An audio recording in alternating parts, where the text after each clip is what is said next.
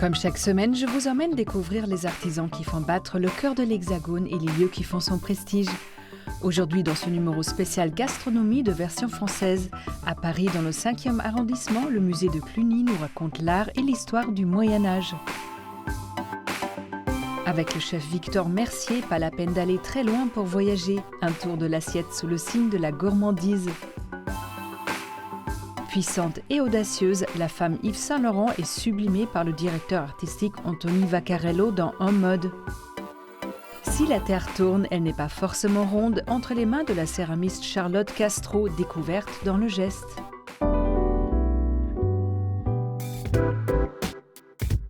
L'art contemporain peut parfois paraître un peu étrange et questionnant. En 2019, une œuvre signée par l'Italien Maurizio Cattelan est présentée à l'Art Basel Miami par la galerie Perrotin. L'œuvre en question, une banane accrochée au mur par un morceau d'adhésif gris. Et si cela vous amuse plus que cela ne touche votre fibre artistique, sachez que cette pièce a été vendue par la galerie pour la modique somme de 120 000 $. Vous ne regarderez plus jamais les fruits comme avant. On vous emmène pour un voyage à travers 5000 ans d'histoire de la gastronomie méditerranéenne. Dans le livre du jour, Mireille Sanchez nous conte une belle tranche de culture avec 1300 recettes traditionnelles, rien que ça. Au fil des 24 pays insulaires ou riverains visités, on glane ça et là des petits secrets de fins gastronomes ainsi que des plats traditionnels nourris d'échanges et de saveurs. Accompagnés d'anecdotes aussi croustillantes que les tortillitas de Camarones, on se délecte de ce bel ouvrage. Le café est un art qui de tout temps fut le terrain de jeu des inventeurs.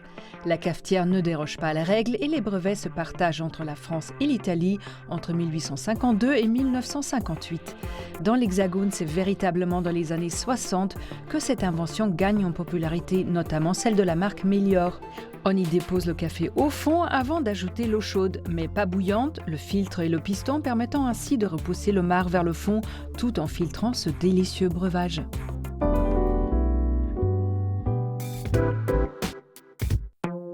Amateurs du Moyen-Âge, rendez-vous tout de suite pour la découverte du musée de Cluny, où tapisseries, armures et vitraux nous racontent leurs histoires passées.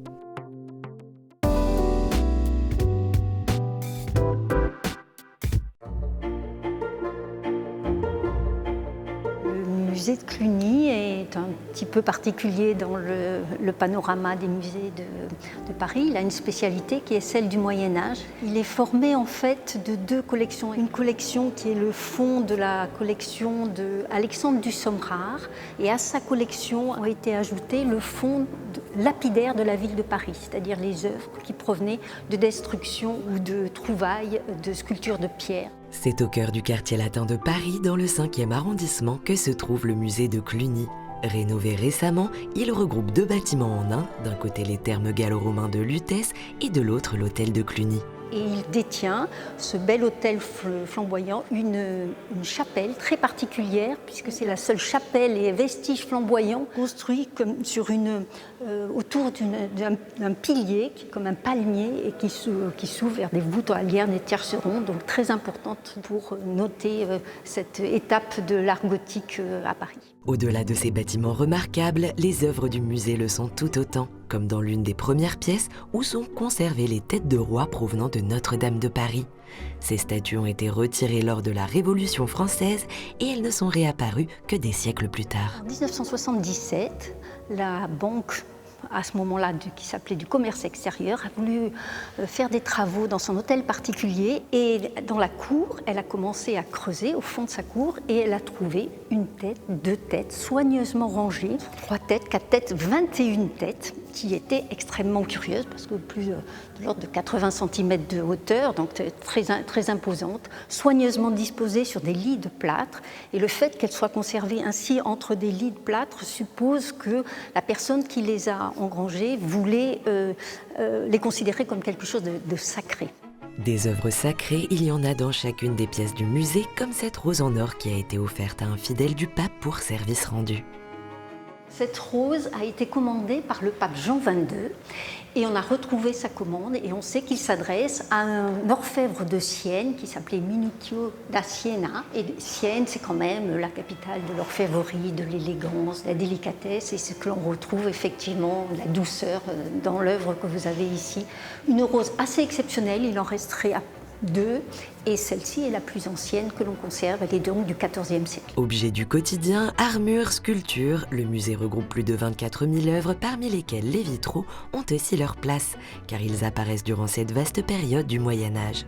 L'art du vitrail au Moyen-Âge prend véritablement son essor au XIIe, XIIIe siècle. Il va servir à apporter le message de l'Église, donc on aura des très grandes baies sur lesquelles on va pouvoir reproduire des scènes et mettre en action tous les personnages qui sont des saints, l'histoire du Christ, l'histoire de la Vierge. Et ce seront autant d'images qui permettront à ce peuple et aux fidèles qui souvent, la majorité ne savent pas lire, vont pouvoir s'imprégner de toute l'histoire de la Bible. L'autre moyen de porter des messages imagés au Moyen-Âge se passe à travers les tapisseries.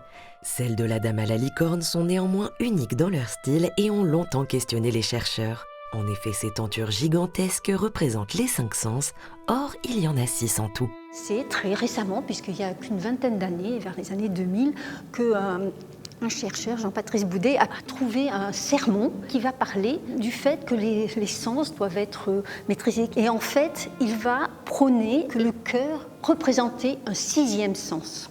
On aurait donc un discours qui serait sur quelque chose d'assez moral. Et pourtant, on est au Moyen-Âge et donc on est toujours un petit peu dans l'équivoque. On a effectivement une tente qui est peuplée de larmes, mais est-ce que ça ne serait pas aussi les flammes du désir ? Et on a une licorne, et la licorne, si l'on est dans un cadre religieux, on va dire que c'est la représentation du Christ, mais si on la prend dans un contexte profane, eh bien elle représente l'amour charnel. Donc on est complètement dans un discours qui ressemble à cette fin du Moyen-Âge, où on a un peu une équivoque sur l'ensemble. Entre découvertes récentes et mystères toujours en cours, la période du Moyen-Âge a encore sans doute beaucoup de choses à nous apprendre.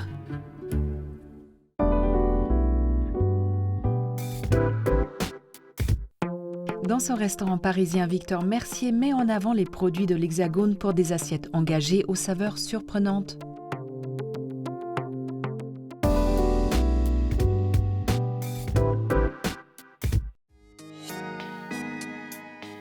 Mis à part quelques fermentations, moi je pars du fait que le cuisinier doit s'adapter à la nature. Donc à partir du moment où, comme on dit, le jardin change, il faut que les plats changent, que le cuisinier s'adapte. Je ne vais pas cuisiner de la même façon en hiver qu'en été.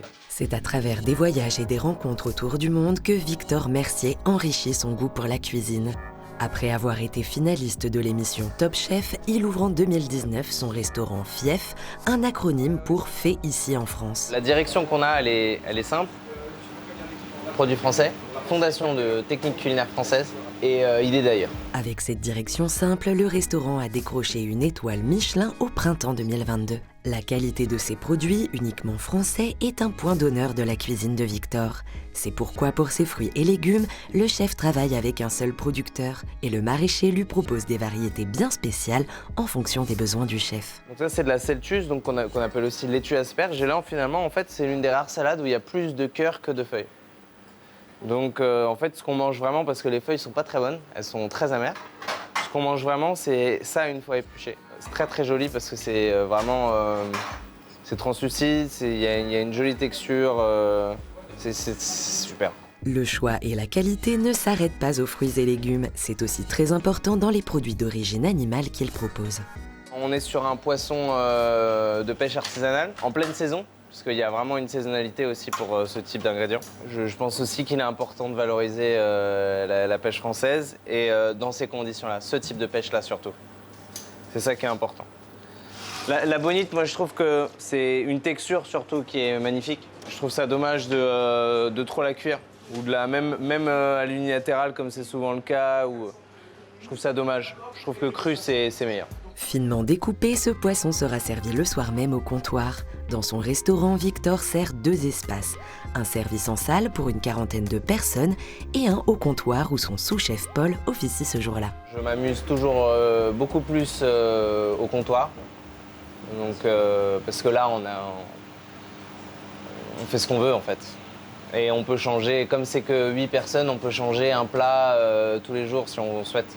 Et comme il y a 10 plats, si ce plat-là, il est un tout petit peu en dessous, il change le lendemain. Et s'il est au-dessus, eh ben on le garde et on avance très vite.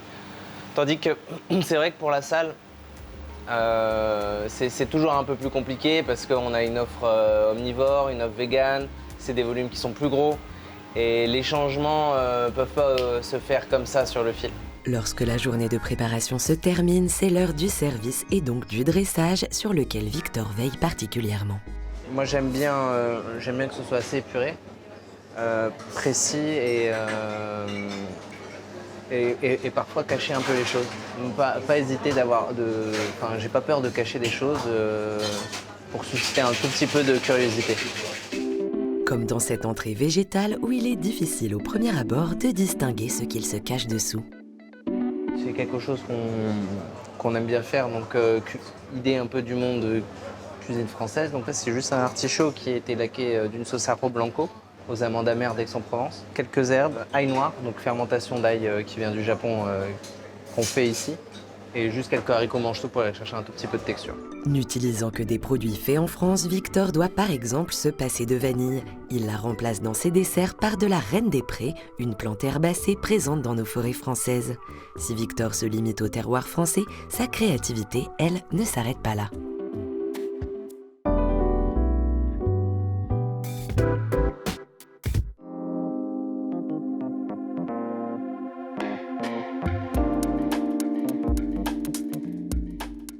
Bonjour Victor. Bonjour. Victor, lors d'un déjeuner à la Grande Cascade, vous est venu un déclic. Qu'est-ce qui s'est passé lors de ce déjeuner à la Grande Cascade? J'étais en 3e, je célébrais mon brevet, donc il faut le voir en fait à travers les yeux d'un gosse quoi, hein, qui découvre cet univers. Et je commençais déjà à être un peu passionné de gastronomie et puis effectivement cet établissement emblématique, très luxueux, les dorures au plafond, les serveurs en queue de pie, il se passe quelque chose, il y a une atmosphère. J'ai toujours aimé bien manger, mais là j'ai découvert aussi la dimension peut-être artistique de la gastronomie. Vous avez en 2016 fait le tour du monde à la rencontre des acteurs de l'agriculture biologique qui a donné naissance à un documentaire ensuite avec votre meilleur copain. Quel regard vous portez aujourd'hui sur cette aventure? Je visualise toujours la vie un peu comme une succession de portes. Et à chaque fois, il y a une clé et on ouvre cette porte. Ce tour du monde, bon, c'était un rêve de gamin. On en a fait un film. Donc on l'a rendu un peu utile, mais ça m'a ouvert les portes d'une émission de télévision qui m'a par la suite ouvert les portes pour ouvrir cet établissement. Donc en fait, à partir de ce tour du monde, il y a eu une succession de portes qui se sont ouvertes et donc du coup, voilà, sans ce tour du monde, il n'y aurait pas eu ici. Donc c'est tout de suite, si j'ai bien compris, tout de suite après avoir été finaliste dans Top Chef, vous avez ouvert ce restaurant qui correspond beaucoup à votre engagement. Je pense qu'il faut qu'un restaurant soit à l'image du propriétaire. Donc moi je me suis un peu posé avec moi-même en me disant bon bah t'es engagé, t'as envie d'ouvrir un restaurant, qu'est-ce qu'on fait? Et c'est vrai que très tôt, quand j'ai commencé la cuisine, je me suis toujours demandé mais pourquoi on fait ça comme ça, pourquoi on importe? Est-ce qu'il n'y a pas en fait dans le pays de la gastronomie une possibilité de ne plus rien importer et de travailler au maximum ses produits? Alors je ne suis pas le premier à le faire, hein. Il y a notamment eu Florent Laden qui le fait très très bien dans son terroir. Après, la seule nuance, c'est qu'à Paris, il n'y a pas vraiment de terroir. Il y en a un petit, mais c'est pas suffisant. Donc, je me suis limité à l'Hexagone. En vous limitant à l'Hexagone, vous avez dû faire un tour d'horizon de tout ce qui existe. Est-ce que vous étiez étonné de savoir il y a tant de choses qui existent. Mais c'est que le début, je pense, parce que effectivement, il y a le réchauffement climatique qui arrive, qui est là et qui va continuer à se ressentir. Et donc du coup, j'ai presque envie de dire malheureusement, on va pouvoir produire de nouvelles choses. Là, j'ai vu qu'il y a quelqu'un qui est en train de lancer un crowdfunding pour lancer une production de café et de chocolat en France. Maintenant, c'est même plus étonnant de retrouver des fruits de la passion dans le sud. Même les agrumes, maintenant, c'est devenu... la France est devenue forte. S'il y avait un plat un peu emblématique de votre concept, du fief, ce serait lequel? Alors, en ce moment, on fait un... Ça, c'est au moment de la saison de la tomate. J'avais découvert l'année dernière le mochi glacé, je ne connaissais pas. Et j'ai commencé à réfléchir en me disant j'aimerais bien essayer de faire un mochi glacé à la tomate.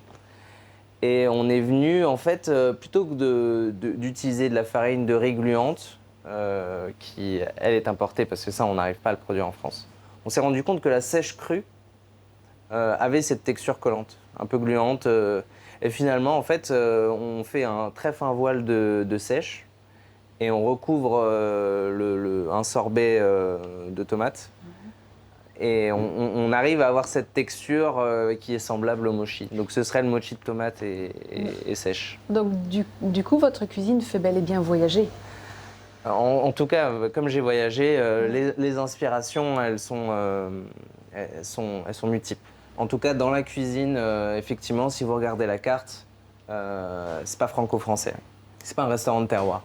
Il y avait une phrase de Pascal Barbeau qui disait « Mon terroir, c'est ailleurs ». Moi, c'est à peu près pareil, mais mon terroir, c'est localement d'ailleurs. Merci beaucoup. Merci à vous. Merci Victor.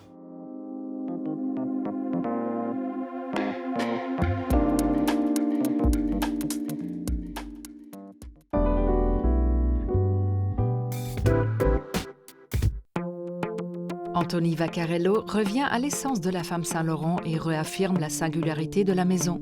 C'est en mode.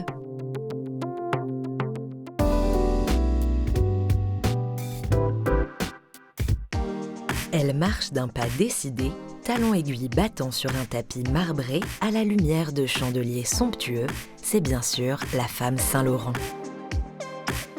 Imperturbable dans l'allure, elle est puissante et audacieuse. Une figure légendaire devenue l'archétype de la femme libre à la française. Mais quel message délivre-t-elle à notre époque ? Au fil du temps, la femme Saint-Laurent a été bien des choses. Électrique, artistique, masculine ou bohème, elle envoyait valser les codes du vêtement conventionnel, ouvrant la voie à une mode féminine décomplexée qui mêle le vestiaire masculin à une coquetterie assumée. Mais une fois toutes ces portes ouvertes, comment la réinventer à nouveau ? Pour l'hiver 2023, le directeur artistique Anthony Vaccarello réaffirme sa pertinence en revenant à l'essence même de la maison, l'élégance comme un manifeste, un parti pris presque provocateur. À l'heure où la mode est immédiate, bruyante et cherche à tout prix le renouvellement, bâtir une collection entière sur des blazers et des jupes crayons est presque un geste radical qui en dit long sur la vision du créateur lorsqu'il s'agit de réfléchir à l'héritage de Saint-Laurent. Au-delà des vêtements, c'est la démarche elle-même qui prend l'époque à contresens. Sous l'œil de Vaccarello, le tailleur-jupe, aujourd'hui presque désuet, dessine une nouvelle silhouette.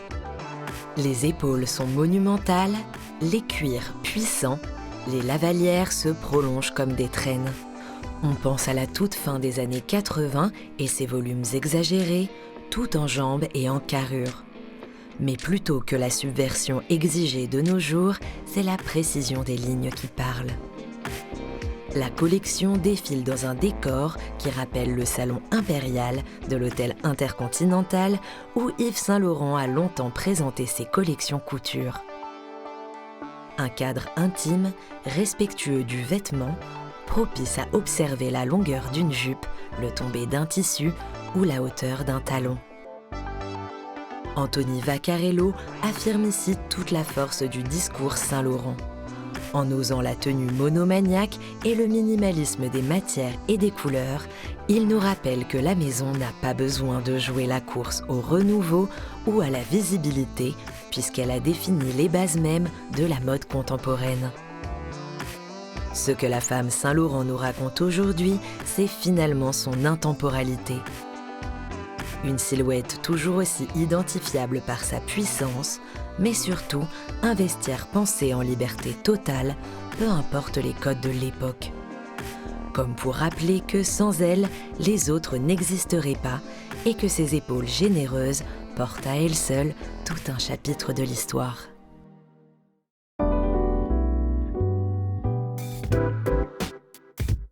Retour à la terre avec notre geste du jour. C'est la céramiste Charlotte Castro qui nous a ouvert les portes de son atelier où elle rend hommage à la matière.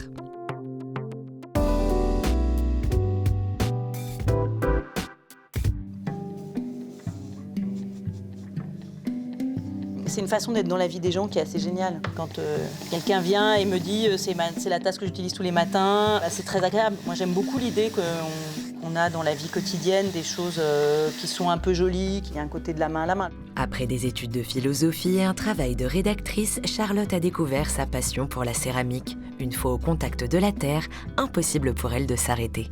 Et alors je pense que d'une part le contact avec cette matière que j'ai adoré, et puis cette idée que c'était forcément construit autour du vide, que c'était toujours construit autour du vide. Et quand je fais des sculptures, c'est vraiment ça. Je fais généralement des espèces de grands pots que je déforme en haut et qui enferment du vide. Et alors ça, je sais pas si c'est ma formation de philo qui faisait ça, mais ça m'a beaucoup parlé, ce truc-là, de structurer sur du vide.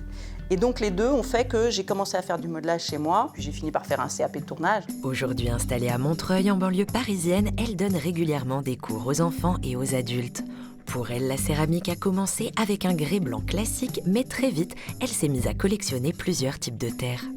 Ça, c'est une terre qui est noire, sauf que crue, évidemment, elle n'est pas noire, elle est marron, et qui donne ça, donc qui donne un grès noir avec une chamotte. Et là, la chamotte est blanche. La chamotte, c'est des petits bouts de terre cuite qui sont mises dans la terre crue. Évidemment, ça ne se tourne pas pour le coup, parce que ça arrache les mains. Et ces terres-là, elles ont plus de personnalité, disons. Lorsque la terre est choisie et préparée, c'est l'heure du tournage, le moment où, petit à petit, la pièce prend vie sur le tour, et ce, avec très peu d'outils. Puis c'est vraiment une histoire de contact, c'est vraiment une histoire de main. On utilise un peu des outils, mais peu au début.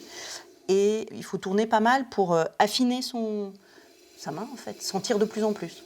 De l'intérêt, je trouve, moi, d'utiliser des terres différentes parce que elles affinent le toucher. Tout un des enjeux, c'est de sentir à quel point on peut y aller. Donc ça, à apprécier, en fait, ça demande pas mal d'heures. Charlotte réalise à la fois des objets dits utilitaires, comme des tasses ou des saladiers, mais aussi des sculptures, ce qui nécessite là de la créativité, mais aussi beaucoup d'écoute et de sensibilité. C'est une matière qui renvoie à l'état dans lequel on est. Donc c'est désagréable quelquefois, parce que quand on n'est pas bien, elle vous dit « ça va pas très bien aujourd'hui », mais en même temps, elle régule aussi. Si on prend le temps de se mettre dedans, elle permet de se poser, de se centrer. On centre la terre et on se centre un peu soi-même aussi. Donc c'est une matière très très sensible. Et cette matière très sensible le reste tout au long du processus. Une fois la pièce tournée, séchée une première fois, reprise sur le tour pour la fignoler et séchée de nouveau, Charlotte peut s'attaquer à la couleur. Donc l'engobe, c'est de la barbotine, c'est de la terre liquide, avec soit des oxydes métalliques, soit des colorants de masse à l'intérieur qui font la couleur. Mais on ne peut pas travailler avec des pigments, parce que les pigments, ils brûlent bien gentiment à 1280, donc il n'y en a plus. C'est le décor qui peut se faire sur terre crue, avant la première cuisson. Et si les pièces rétrécissent toujours légèrement pendant la cuisson, les couleurs, elles, peuvent rendre complètement autre chose. En fait, c'est pas du clair sur du foncé, c'est du foncé sur du foncé. C'est-à-dire que celui-là, c'est ça, mais celui-là, c'est ça. Bon, le jaune, c'est jaune. Et le blanc, j'espère qu'il va passer. Pour le savoir, il suffit de passer la pièce au four avec là encore des durées qui varient en fonction des terres. Ouais. Donc voilà, ça c'est le grand four de 250 litres dans lequel les pièces sont cuites d'abord à 1000 degrés et ensuite à 1280.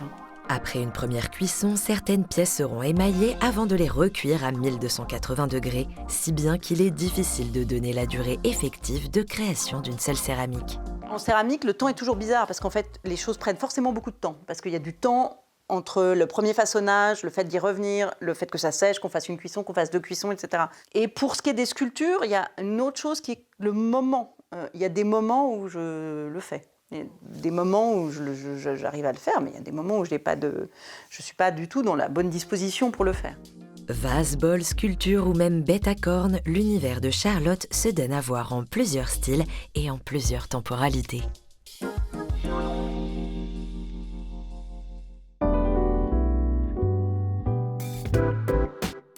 Version française est déjà terminée. J'espère que ce numéro spécial gastronomie vous a plu. On se retrouve très vite.